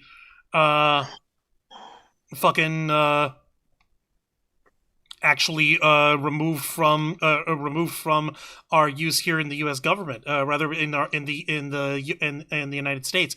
Yeah, you can ban it from federal phones for federal employees because you shouldn't be on fucking social media apps on your government work phone. What the fuck? If it's that's stupid. Like, it's dumb. Yeah. To take it away from the common man, from the people. Yeah, from regular Joe Schmoes who are either using it to watch silly videos or to spread the word of their own small businesses and shit. Like, this is the horse shit kind of rhetoric that these guys have been that these politicians are throwing at it. Get this. It's a ploy for them to control their narrative. Yeah. No, from the Vox article, get a load of this fucking statement from Representative Elise Stefanik, who's a Republican representative from New York. Quote, TikTok is communist Chinese malware that is poisoning the minds of our next generation and giving the CCP unfettered access to troves of Americans' data. Oh my God. We cannot allow the CCP to continue to harness this digital weapon. Wait, what kind of bullshit is that? Oh my God! That woman has not. What? That was word vomit. It was word vomit. Let me see if I could find this broad, whoever the hell this is. Elise Stefanik. Let me see here. Really, lady? She's a Republican representative from the 21st district of the state of New York, and I bet she's old as hell. Oh no, she's not old as hell. She's older than us. She's not old as hell. Let me see here. Just to give an idea. Okay. Yeah, no, she's not old as hell. This is her. This is Representative Lee Stefanik. She was born 2 years before me, 1984. How appropriate. She was born in 1984, and she's over here co-signing and endorsing totalitarian governmental overreach of a social media app in order to control public narrative of political self-interests. Huh. How fucking coinkydink. What a coinkydink. What a surprise. Huh. Yeah, I'm not a fucking Alex Jones creepy weird psycho, but I'm pretty sure she would be ranting about gay frogs too if she had her way. Vicente Guerrero is also saying here, politics and my interest in it directly ties into professional wrestling. Seeing Mike Rotunda as IRS calling people tax cheats and having his look told me I better learn about business with the swearing. God damn it! Let's see. All right, that's a little wrestling humor there, but thank you. Getting back to the main point of this, with my swearing. Sorry, go ahead, guys. No, you're fine. But getting back to the main point, like, okay, so she's not old. She's just fucking ignorant. No, she's just stupid. She's spitting out bullshit rhetoric. If she was anyone close to our generation, which she is, she knows better, but she's kowtowing to stupid people in order to get their votes, in order to try to fucking push a narrative that isn't fucking true. Yeah, no, that's another political tactic, because sometimes the politicians who run for office, they don't, like, sometimes they don't actually believe in what they're saying, and they're just saying it just to get attention. Yeah, no kidding. Let me show you guys one other thing over here. Since I'm still logged into my TikTok account, I actually want to check out one of my... I mean, and it's not just limited to politics. This kind of thing also happens to, like, other people, like entertainment figures or disc jockeys or, anybody who's trying to, get attention. Yeah. No, say shit to get more likes, to get more hits. Exactly. Listen, it's clickbaiting for politicians, for them to fucking say this shit like, oh, this is a brain rot and it's Chinese malware that's infecting American minds. Like, come on, guys. We know that's horseshit rhetoric. But like, I'm actually gonna share a TikTok video from someone who's been doing excellent work on all this. Let me see here. Here's the 3 reasons I'm not feeling. Hang on. Let me see their actual profile. This is from the. Let me actually find their link tree and all this stuff. Okay, so where's the rest of your thing? Hold on. My website. I want to see that. Okay. Bio. All right, so this is by this is from a TikToker who is who's basically a journalist of the digital age, just like us. Their name is Vitas Separ. They go by V, and they run the TikTok channel Under the Desk News. All right, this person has over 3.1 million followers, and this video they shared was something that I pulled up earlier today. So I want to share it with you guys. And yes, I strongly recommend, if you guys have a TikTok account, go follow this person. They're excellent people. They're good peoples. They spit the news out like we do, and they're not afraid to fucking speak truth to power like us over here. Let me see. Where is their thing? Where did it go? Oh yeah. Okay, this is not it. Okay, here it is. Okay, so here's the 3 reasons I'm not feeling that bad about the TikTok ban that passed the Senate last night and is headed to Biden's desk for signature. Looking at this piece of legislation, it was incredibly rushed and it is incredibly limited. It is the least harmful attempt to ban TikTok we have seen in the last year. We go all the way back to 2020 with Trump's attempts to ban TikTok. That was an actual TikTok ban. They were saying, like, cut it out right now. If we fast forward to Mark Warner's Restrict Act that would have forced the divestment and banning of TikTok, that was incredibly serious legislation. It also allowed the American government to spy on people in a way that we haven't seen since the Patriot Act. That failed. Montana tried to ban TikTok, and a judge told them that it was likely going to run afoul of First Amendment rights. And overall, the state had not proved that there was any harm being done to the users. The Montana case also made clear that Americans have the right to give their data privacy to whoever they want to. They also have the right to view propaganda and even to hate the United States if they want. And the states can't impose a ban because they think that that stuff is bad. Those are your First Amendment rights. Let's not forget also that we have one of the most dysfunctional Congresses in modern memory. The likelihood of them being able to enforce this law is extremely low. Because they're saying China needs to divest from TikTok. Well, China doesn't own TikTok. It's 60% owned by global investors, including Americans.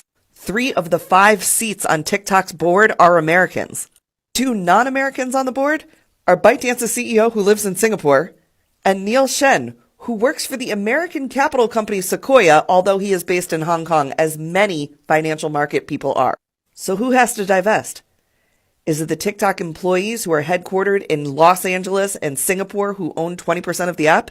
Is it the 60% of global investors, including Jeff Yass, the richest man in Philadelphia, who owns 15% of TikTok just by himself? Or is it the only person of Chinese descent, the founder of TikTok, the guy who created the entire platform, who basically retired on his earnings from TikTok and still holds 20% stake? The Chinese founder who has never been tied to the CCP and has no pending allegations of impropriety. Doesn't make sense. Now here's the second reason why I'm not totally worried. TikTok is expected to challenge this based on capitalist principles. They're going to set up a high-stakes and lengthy battle that will keep this legislation unenforceable for, I don't know, until this app isn't even fun anymore. I've also been reached out to by a lawyer who is trying to put together a class action lawsuit of creators and businesses who would be negatively impacted if this ban were to go into effect. And I'm not sure I'm joining that class action lawsuit, so I'm going to wait until I have more information, until I give you details on what that might look like. And the third idea being batted around right now is if an individual state's governor and their attorney general would bring a lawsuit against the federal government for trying to force this TikTok ban. The state could try and show that its residents are experiencing undue harm as a result of this federal legislation. It would then go to the Supreme Court, where they could argue First Amendment violations, all kinds of things. So for right now, I'm not freaking out. I'm just going to keep making content and doing the things that we love to do. And I hope that you will too. Here's the 3. You know something? Okay, I don't want to sound too weird, but the last part sounds like something Angel would tell us. I know, right? If Angel could Yeah. articulate it from here. It's like word for word. I swear, if Angel is not here, I swear, Angel may not be here, man, but damn, his words are still, like, somehow his words made it here through somebody else. Seriously. Also, this, like, again, shout out to this person, V, Separ, Spehar. Why'd I say Separ? Spehar. Sheesh, what is wrong with me? Anyhow, yeah, no, shout out to them and their TikTok channel, Under the Desk News. Go to their link tree. It's on their bio there. Support this person and support your other. I'm pretty sure they're they them, by the way, Vicente, but that's okay. But in any case, like, I'm pretty sure. Like, I couldn't have said it better myself. And like you said, if Angel had the same facts that V has in presenting this clip, trying to give people a little bit more peace of mind, I bet you Angel would have tried to spit it out this way. Although we also know that Angel is more in love with shit disturbing like us, so he'll probably still say something psychotic and like horribly inappropriate afterwards, because that's the kind of guy he is. He loves being a shit disturber. I know. So we're not going to take that away from him either, you know? It depends on how he wakes up in the morning. But getting back to the point here, this person nailed it, and this ties in to what Sho said in the earlier clip that you had posted. I mean, the best we can do right now is, for those of us who have TikTok, continue using TikTok, continue making content on it, and just continue going about it. Because right now, the fight's not over. The fight is not over on the ban of TikTok, because, like Sho says, like they're working on putting together like a case, with lawyers to try and overturn this bill, right? Yeah, they're doing their damnedest, and it's definitely not from a lack of effort over here. It would be premature to say that this is the beginning of the end. Not necessarily the beginning of the end. This is the beginning of the fucking beginning of the fight. Now that the bill is signed into law, now it's the time to fucking fight back. And we mean that in the civic sense, not in a violent throwing people over sense, until these motherfuckers actually try to harm people physically over an app, which would be horseshit. But hey, stranger things have happened here. Also, D Nice is in the chat. Hey, up there, D Nice. How you doing? Welcome to the Black Files. We're gonna start wrapping up soon, and congratulations to D Nice for having been an inner flocker for 4 months. Excellent. Happy to have you in our wonderful and ever so growing community. Thank you so much for your continuing support, D Nice. Boo is what she says. What's up, brothers from another state and mothers? Haha, that's funny.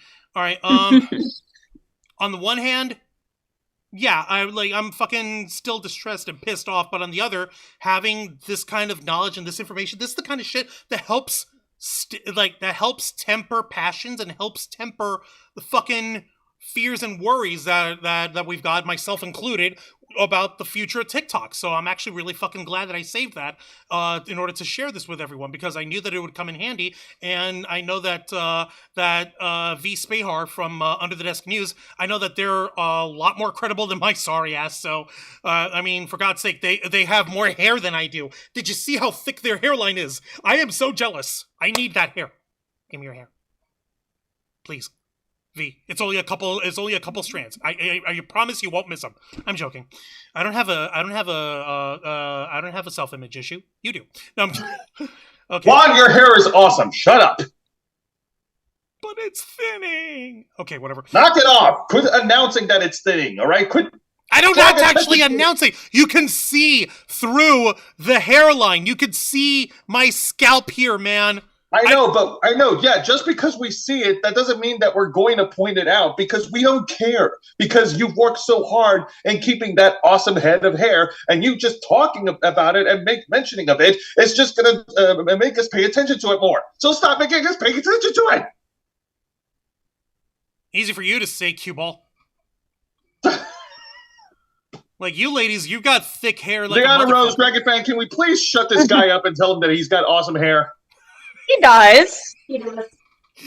Okay, look, I know I put my insecurity up front and center, so I'm not gonna fucking lie. But I also like to bring it up for shits and gigs, at least for myself, in order to help take the sting off of it, as it were. But in any case, guys, I digress. Like, I know we could all agree that fucking this kind of madness is it's gonna get worse before it gets better, but thankfully we're gonna make sure that we stay on top of this, right, guys? Absolutely. This is going to be one of the stories that we're going to continue that we're going to keep our ears on the ground of. As I said already, this fight is far from over, and we will continue to provide updates on on the latest developments on our main show on the Ravens Flock. Right, and here on the Black Files too. Zayana Dragonfang, I'm going to wrap us up over here. I'm going to go ahead and let y'all have the floor. Anything else you want to add, or any other idea, or any other thought, comment? Go ahead. I'm just going to say that I said it before, I'm going to say it again and keep on repeating it. All of this is goddamn stupid. It's unconstitutional, and I don't know. I can't find the words anymore.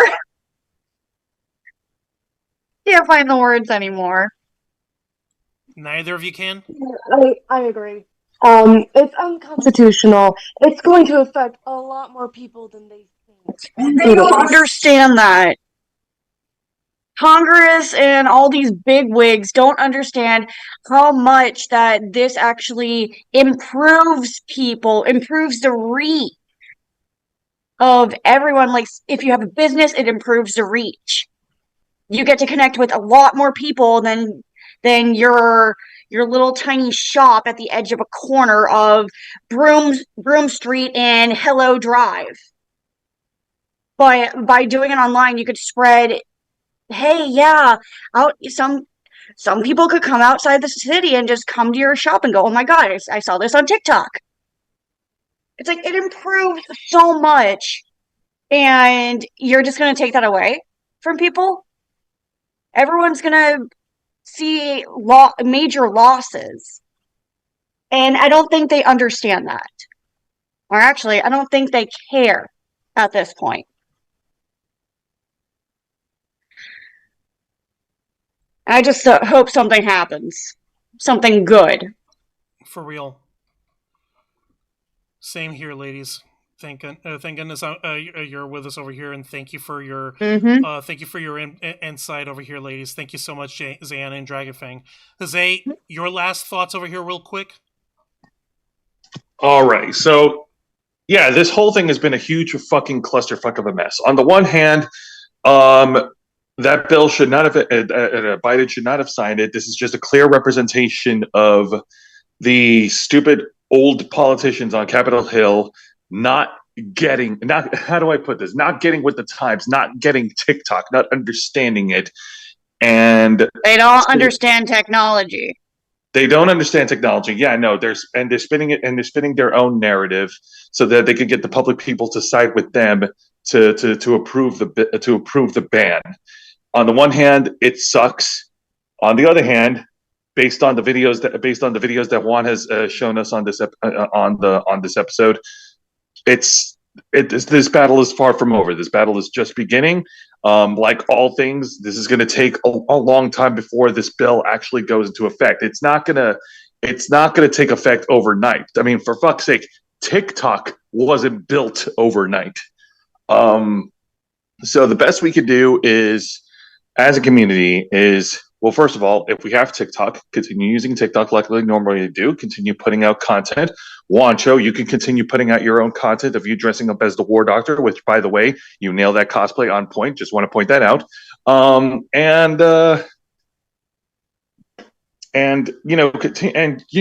to support the movement. Support the fight against the bill.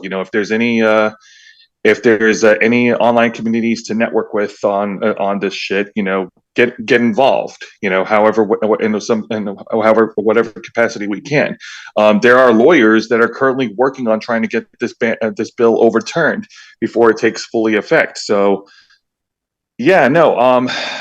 I am trying my hardest because I strive to be optimistic, and here's the thing: the fact that there were so many people marching outside of Capitol Hill to protest against the ban, that is fucking amazing. That is a testament to how large of the community TikTok has how large of a community that we, the people, fostered through TikTok. And I like to think that the voice of the people will be enough. The voice of the people will be enough to, get these old folks over the White House to listen. I mean, people should not be afraid of the governments. Governments should be afraid of the people. Yep. And Jose's Vicente over here was trying to say the words Jose's looking for about the politics people is old and out of touch. So yeah, couldn't have said it better. Yeah. Yep. Yeah. I appreciate that. Now, since Angel isn't here, I'll go ahead and I'll let folks know. So, and then after that, I'll tag you in, Jose. Because if Angel were here, this is where he would say something terribly inappropriate, and they're like, and if all else fails, hey, you can make your own guillotine. And I don't know, you know what I mean. I prefer catapult, but then again, that's because I like watching The Simpsons, and they use the catapult so comically. Yeah, true. Catapulting, what's his face? That dude to crack down on the prohibition of beer. Rick's Banner. Yeah, there we go. Like to alcohol, the cause of and solution to all of life's problems. Oh my goodness. No, I remember that. So thankfully we do try to keep things light on the Ravens flock whenever we can, which is why you can definitely count on us to help keep you guys your spirits uplifted in some way, shape, or form.